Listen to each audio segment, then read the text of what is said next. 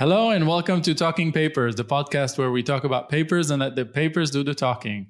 And the paper we have today is Shape as Points, a differentiable Poisson solver. And today my guest is the first author, Songyou Peng. Hello, Songyou. Welcome to the podcast. Hi, Isaac. It's a great honor to be here. Can you introduce yourself? I'm Songyou, and I'm a PhD student right now at ETH Zurich and Max Planck Institute for Intelligent Systems in Tübingen. So I'm luckily co-supervised by Mark Polyface and Andreas Geiger.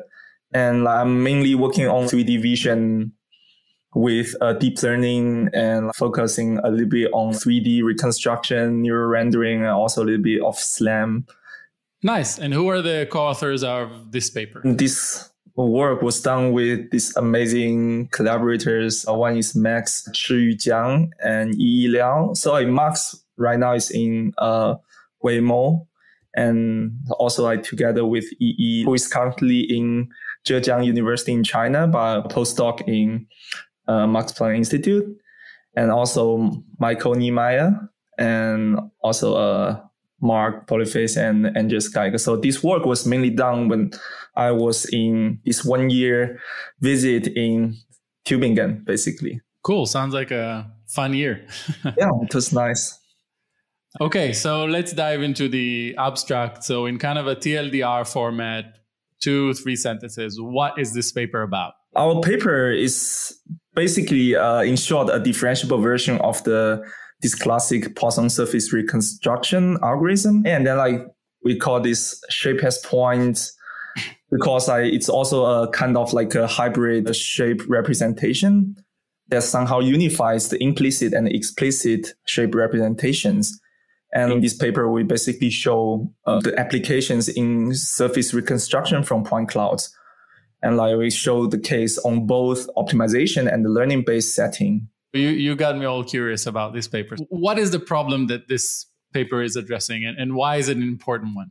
As we all know, right, in recent years, these neural implicit representations, or now they call it neural fields, gained a popularity in 3D reconstruction field due to their expressiveness and flexibility. And the quality of the reconstruction is super high. Due to the nature of this neural implicit representation, so usually their inference times are slow.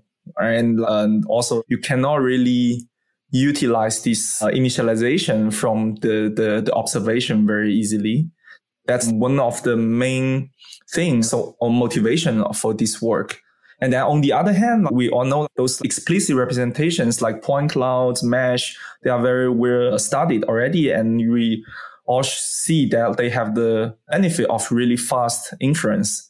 But then their reconstruction quality is kind of unsatisfactory compared to this neural implicit representation. So the main goal for this paper now is then how can we really combine the best of these both implicit and explicit representation? So we want to have high quality reconstruction with relatively low inference time. So then basically in this paper, we try to revisit this classic point cloud representation and introduce a differentiable Poisson solver.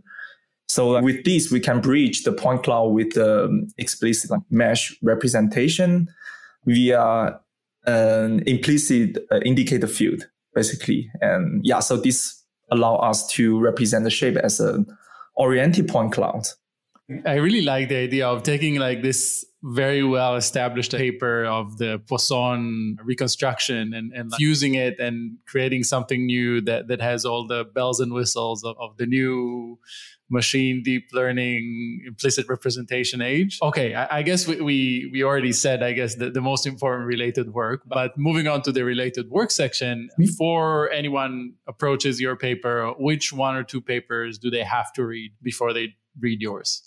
For the related work, as I said, the main motivation is this nature of the neural implicit representation. The most related work, I would say, is this occupancy network, plus my previous work, the convolutional occupancy networks. Basically, this kind of work, as I said, so compared to the explicit-based representation methods, they show really impressive 3D reconstruction results. But the inference time is pretty slow.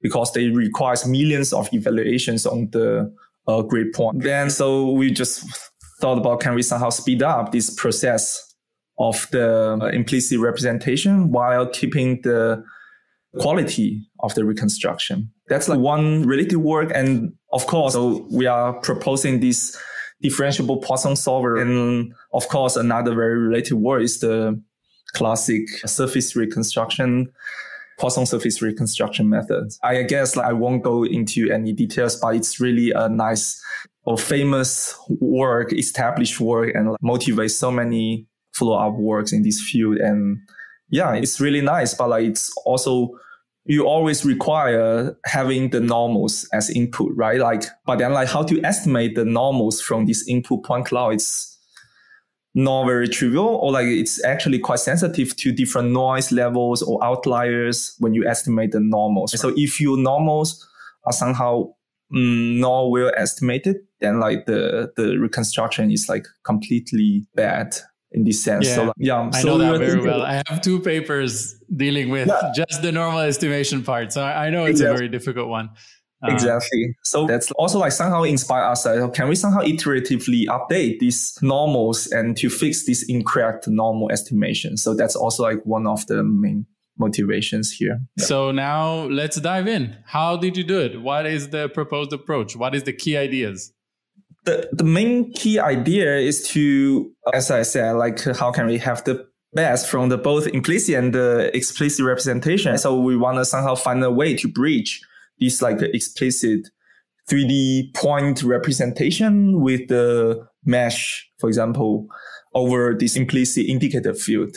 And this core of the bridge is our differentiable Poisson solver, basically. And I will first maybe briefly explain the intuition of this Poisson equation, and then we tell about like how we solve it. So the intuition is that first, like we can consider a 2D solid circle as a simple shape as example. And then to represent this shape of the circle, we can convert this shape into some like regular grid.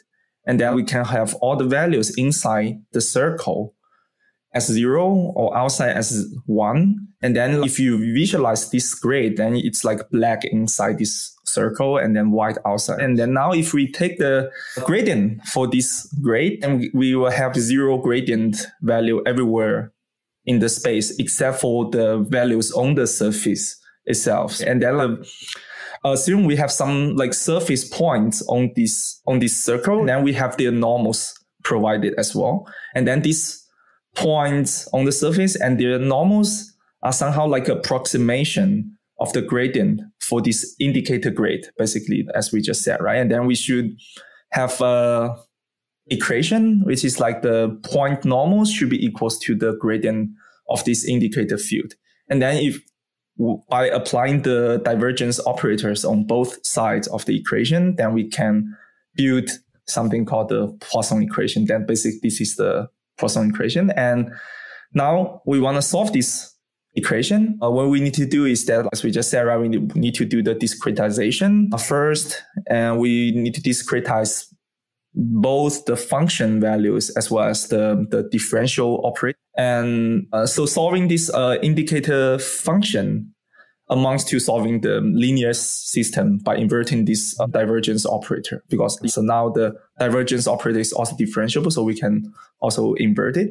But then like to solve this, we use something called the spectral method. So instead of using this finite element approach used in like Poisson surface reconstruction, we solve with this spectral method, basically trying to decompose the signal into a linear combination of sine and cosine spaces. And then so the nice thing of this is that their derivatives can be computed analytically. So like this allows solving this problem like in a differentiable manner and make everything very easy, our life easy.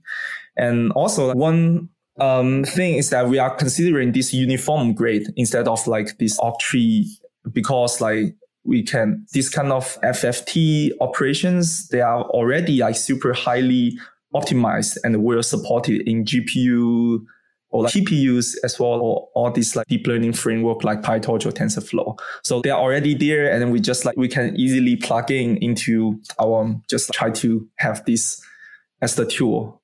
And so that's basically the solver itself. Nothing really fancy, I would say, but like the main advantage is the differentiability. So we want to somehow use it for different tasks. And so I will maybe focus more on this like experiments part later. Okay, let's just recap, okay? Because that was a lot of details, very dense, okay? So let's break it down a little bit. So the way I see it, you have to approximate the gradient of that indicator function, you have that normal. And this is what makes everything differentiable, because you can just swap that normal with that part of the derivative that you don't have. Yeah, exactly.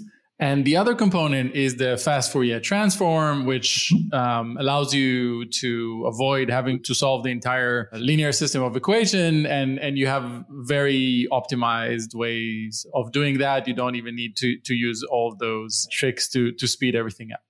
Yeah, like it's not like optimized way. It's just like basically PyTorch or TensorFlow. They are already optimizing this fast Fourier transform for us. So we just need to use it. That's it's fast out of the box. Right? Exactly, it's fast out of the box. Yeah. But okay, let's say, so what is your input? Okay, the input to your network is... Now there's no network right now. At this stage, there's no network at all. Solver itself, this is just like nothing, no network. Basically, the input is just like oriented point cloud, let's say. You have an oriented point cloud, and what you want to get is a representation of the surface.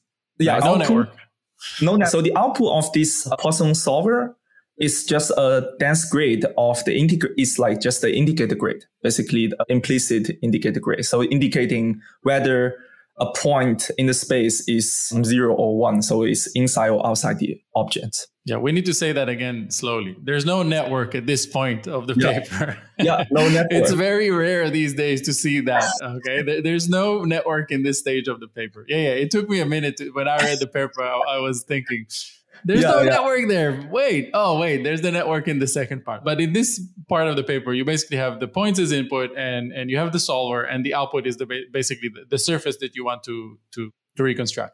Exactly. And this is actually the core of the method, right? Okay, so the solver, no network, it just does this gradient approximation replacement trick to solve the Poisson equation, and we get the reconstruction from the points. But then you have another component to the paper, right, where you do learn something. There is a network there. First, let me talk about something without deep learning. So it's the optimization-based setting. So basically, again, there's no network at all. And then we directly just use the Poisson solver to do the reconstruction from some unoriented point cloud. So now let's say we have some target point cloud without any normals given. And then how can we have the shape out? And basically, we can first initialize some oriented point clouds from a sphere, just for the sake of simplicity. And then we can just run our Poisson solver on this oriented point cloud from the sphere and to obtain this indicator grade. And then we run the matching cube to obtain a mesh from it. And then we can sample the mesh point from this mesh, and then calculate the transfer distance over the target point clouds, as we just said before. And so let's say, okay, we have a target point cloud from, I don't know, like a cup or something like that. But now our mesh is only a sphere. And now we have the sample point from the sphere, and then we calculate this transfer distance over this cup. And then we backprop through our pipeline. And then the pipeline right now is actually differentiable, although we have a marching cube steps here. So you skip the marching cube step by using the normal? No, we have a approximation, which is also from another previous paper called Mesh SDF. They derive this basically approximation of the gradient for the marching cube. And then so basically our whole pipeline right now is differentiable because our Poisson solver is also differentiable, right? So now with the loss, the transfer loss, and we can backprop to update our initial point clouds. So basically these initial point clouds sample from the sphere. And then we can do this iteratively. And in the end, we can have an oriented point cloud represent this cup. So you have an unoriented point cloud from an object. and you have the optimization pipeline, and then you need to start with some normals. So you start with the normals on a sphere. So exactly, it's incorrect, but since you do it iteratively, it will update and be correct over time. And I guess my question is, why not initialize to the input geometry with some normal estimation, right? Yeah, this could be done as well, actually. So that was asked by a reviewer as well. So we show some results that, if we initialize from some intermediate optimization or intermediate representation, like if we already have some partial observations, like noisy point clouds with normals, for example, then we can directly start from there. That's actually fine. Also, it's actually it's faster than initialize from a sphere, right? Because you need to deform more and then change everything. And one other thing that came to mind when I initially saw it, but then with the results, I completely understood that my initial thought was incorrect, is when you start with a sphere, I thought, you're limited to those zero genus topologies, probably, and actually you're not, right? No, yeah.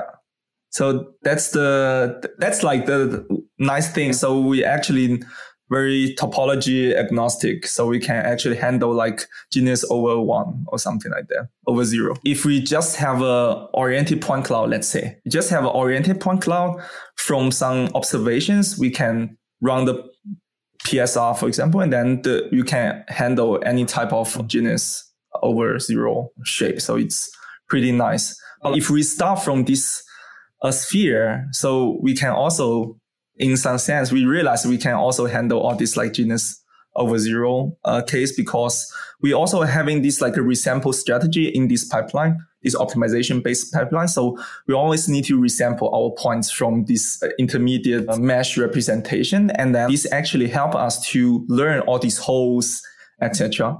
So that's basically what we found, actually. Yeah, so you do the process iteratively, and every, I think, 1,000 iterations, you resample and train and optimize some more. But where the networks come in? So there has to be a network somewhere. Okay, so where's the network? So now, basically, in this case, this optimization based setting, right? Yeah, no network. Sorry, right. But then so we compare with some other methods based on the neural network. But then so we show that we are fast in some sense, like in the optimization process, and then also compared to the Poisson surface reconstruction, we also show that we can handle those very thin structure, although we don't have any normal estimation in our pipeline. But then the problem is that so now this optimization based method, it's always limited to the clean target point cloud, right? So you cannot be really noisy or have some outliers. In this sense, like our method also work, or any other like optimization based setting also fails, right? So then we're thinking about, okay, how can we handle these large noise levels and like with also like very high outliers ratios, for example, in your point cloud. So then we say, okay, so we should probably use a network. And then because our Poisson solver is differentiable, right? So we can basically plug in this Poisson solver into a network to help to learn the network. So that's where, okay, now our network-based method comes in. So your the network-based method, if I understand correctly, what it does is it's take the input noisy point cloud and applies some, I would say, transformation on it to move the points back onto the surface if they're just perturbations or outliers. So it learns to handle all of those before the differential layer. And then basically you can train them together because it's all differentiable. Yeah, exactly. Also, so not just moving the point cloud itself, we also, the network also estimates the normals. The first thing is predicting the offsets of the point clouds. And the second thing is predicts the point cloud's normals after you move the point.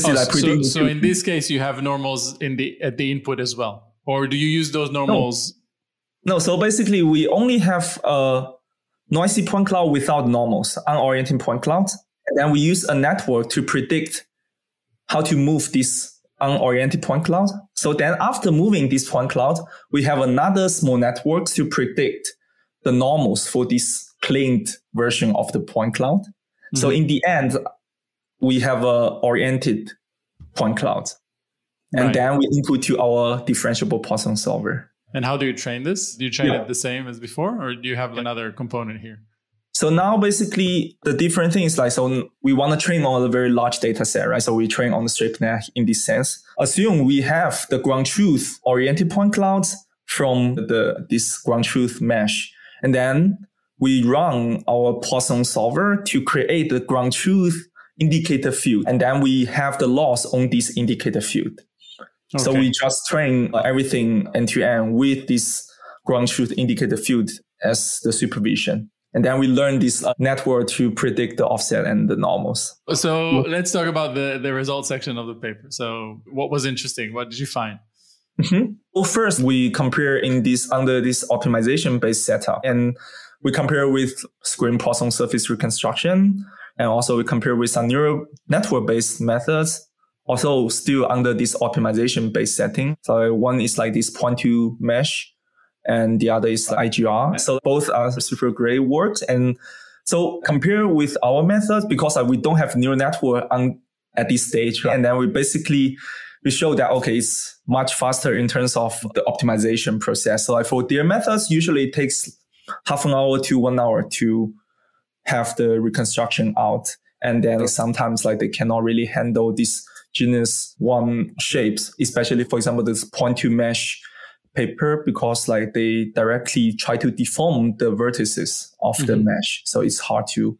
So it's very dependent on the genus. But I guess we dove in too deep too fast. So the experiment is a reconstruction experiment, right? So you get points as input, you generate the reconstruction. Basically, what you measure is the distance between the points and the reconstructed mesh, right? Yeah, exactly. Okay. My result shows that first, we can do the reconstruction much faster than the neural network based methods. And then we show better reconstruction quality and compared to these kind of methods.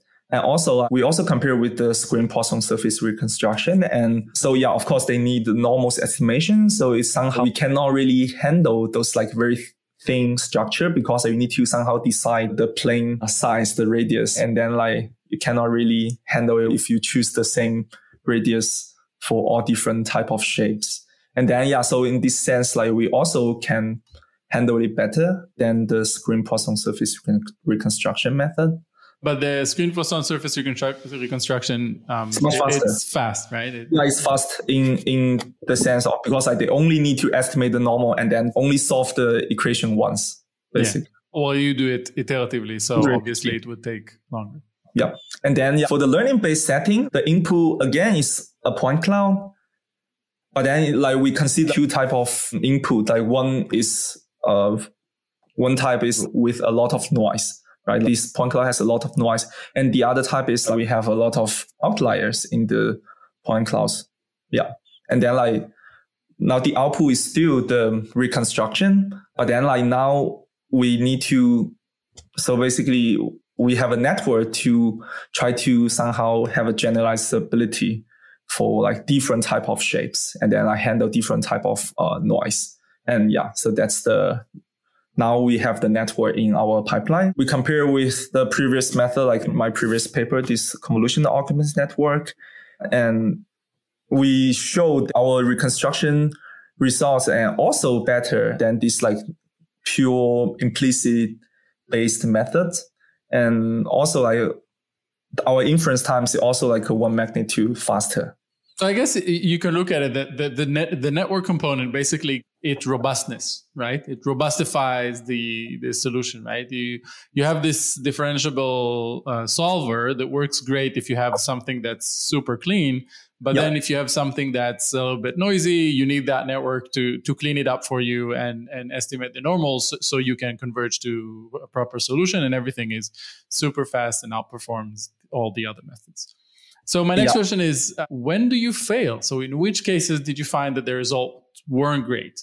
I would say there's like a very interesting finding for me is that, so for example, we have two different settings, right? For the first setting, this optimization based setting, it fails obviously, as we said, when the noise is too large. But then for the learning based setting, of course, like when your point cloud is really out of your training distribution, for example, your noise level is too different from your training level. So like you train a network without any outliers, but then now your input point cloud has some outliers, then obviously it's gonna fail as well. So that's like a very obvious kind of failing in this sense. We have some interesting finding, especially in this like a learning based setting. So like, let's say when we try to handle the large outliers case, and then there are outliers very far away from the surface, and then the network actually is lazy. So they basically they are not trying to move those points super far away from the surface to the surface. Instead, what they are trying to do is that like they give the normal prediction a very low magnitude. So in our case, we actually don't normalize the normal in the end, like before input to our Poisson solver. So this actually somehow, if the network predict a very low magnitude for those points, then it somehow mutes those points. So they just don't take into account those points. And then so they won't really contribute to solving the Poisson equation. So that's like some interesting finding that we had. And we realized, that's really interesting. You created this kind of something that filters outliers out, right? It basically removes them with the magnitude of the normal. So low magnitude, ignore that point. Don't use that in the solve. Yeah, exactly. Like, so for the outliers near to the surface, still like the trying to move near to the surface, but like just consider those points too far away, then network is also lazy. That's what networks do. Let's talk about conclusions and future work. So how do you see the impact of the papers so far? And are there any interesting papers that followed it, or any project ideas for current PhD students just getting into the field? What's your take on this? Yeah, I don't know about the impact of the paper. Just that's like hard to know at this stage because it's published only like a couple months ago. So it's really hard to see the impact. But like in terms of the future direction, so indeed, like have a few. For example, first thing is that how can we really extend such a Poisson solver for very large things? Right now, we only consider like object levels or like human or etc. Like those are like somehow simple. We did not show any very large scale thing reconstruction because again, so right now we are considering this like regular grade. So like uniform grade, and then like cannot really handle very, very large, or it's not really scalable at this stage. Okay. So you can either consider some like sliding window kind of reconstruction. So you reconstruct like part by part and then you somehow stitch them together, but like it's not very nice solution. But then way of doing it is to trying to have a octree representation, but then it's again like a very engineering effort. So for me, in this work, we did not really consider that yet. Right. And then another very interesting direction, I think, is that so this Poisson solver we have always guarantees the watertightness of the output shape. But then many objects or things in real life, they are not watertight. So how can we really utilize this solver to model those like non-watertight shapes? Is also somehow something very interesting. Can we somehow make these like trimming parameters as part of the pipeline? So let's say, okay, this shape is not watertight and you need to somehow cross or somehow trim this mesh. So can we somehow have the trimming as part of the pipeline during the training? And then we also make it differentiable. So that's something. Differentiable trimming. Differentiable trimming. Yeah, exactly. So that's also something interesting, I think. And also, because it's a very general Poisson solver. So we could be nice to apply to other tasks other than like the surface reconstruction that we show here. Can we consider like some other tasks even beyond computer vision, but they also try to solve this kind of like Poisson equation? Yeah, I think this is one of the things I like most about this paper is that the solver is basically like this building block that used to be non-differentiable, and now it's a differentiable building block. And you can put it into a variety of problems that you just need that differentiable part of it that so far you couldn't do until your paper came out. And yeah, I really like that part. So I can really see it incorporated in many other tasks. Yeah, thanks. I hope. Okay, so to my favorite part of the podcast, what did reviewer 2 say? So please share some insightful comments that the reviewers had. If you want, you can share the ranks. I know it's a NeurIPS oral paper, so I'm assuming the review was pretty good. But yeah, whatever you feel to share, please share with us. Yeah, sure. Yeah, so when I saw this question, I just went back to the open review to see all the reviews again. And then first the ranks, of course I can share. It's also public. But then now you can only see the final scores. But before a rebuttal, our score is 6, 7, 8, 9. So it's in the scale between 0 to 10 or 1 to 10. Yeah. So 6, 7, 8, 9 was actually already pretty good. But then, so after our rebuttal, it becomes 8, 9. So basically, the 6 and 7 reviewer just raised their scores. So I think our rebuttal also was successful. So then, it would be nice actually to share some of the reviews, especially for the reviewer 2, which gave us the 6. There are mainly 2 concerns from the reviewer. The first one is, as we already said, this cubic memory requirement because we are using this regular grade. So how we address this question is that, so first we admit that indeed this is a limitation, and we already mentioned this in our limitation section. And then we mentioned a few ways of improving this weakness. And then finally we emphasize that the benefit of using such a regular grade over this baseline methods. So that's our strategy of how to do the rebuttal for this question. Yeah, that's great. You own the limitation, right? You straight out say that's a limitation of the method. It doesn't make it any less useful or good, but it's a limitation. You should acknowledge it. Yeah. And by also you need to tell them okay, how can we improve? So it's solvable, let's say. Also for the second question, the reviewer was asking, so we made a claim about our shape as points representation because it's very easy to initialize. But actually, we did not really have any experiments to support this claim. And then so the reviewer was asking, they don't understand. What do you mean by easy to initialize? So this actually made us realize, we did not really include any experiments. So I think that was a really nice reviewer because a reviewer really trying to help us to improve the paper by we omit this actually important claim. So then we immediately add some experiments to trying to show the benefits of this easy to initialize benefit on both optimization-based setting and the learning-based setting. And then we put these actual experiments in the supplementary. And the reviewer was happy. And so he increased the score from 6 to 8. I think it's something that happens a lot to researchers. You're so focused in the problem. You're diving so deep that you sometimes miss something that in retrospect, or when somebody external just looks at it, you made a claim and you didn't support it. And you say, obviously. And that just makes the paper better. And it's really nice to see that even though the paper lacked this component in the beginning, when you corrected it and you added it in the supplemental material, right, then the reviewers just updated their reviews and the paper got accepted at the end. I think it makes the whole research process better. This is what the peer review process is all about. Exactly. I was very lucky to have such nice reviewers because actually all 4 reviewers, they still somehow comments on something after we do the rebuttal. So I know from some of previous papers, some reviewers just basically stop participating the discussion phase after the rebuttal. And that was actually not nice. But this time, we were super lucky, I think, having 4 amazing reviewers.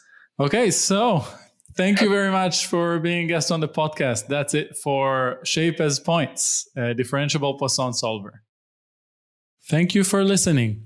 That's it for this episode of Talking Papers. Please subscribe to the podcast feed on your favorite podcast app.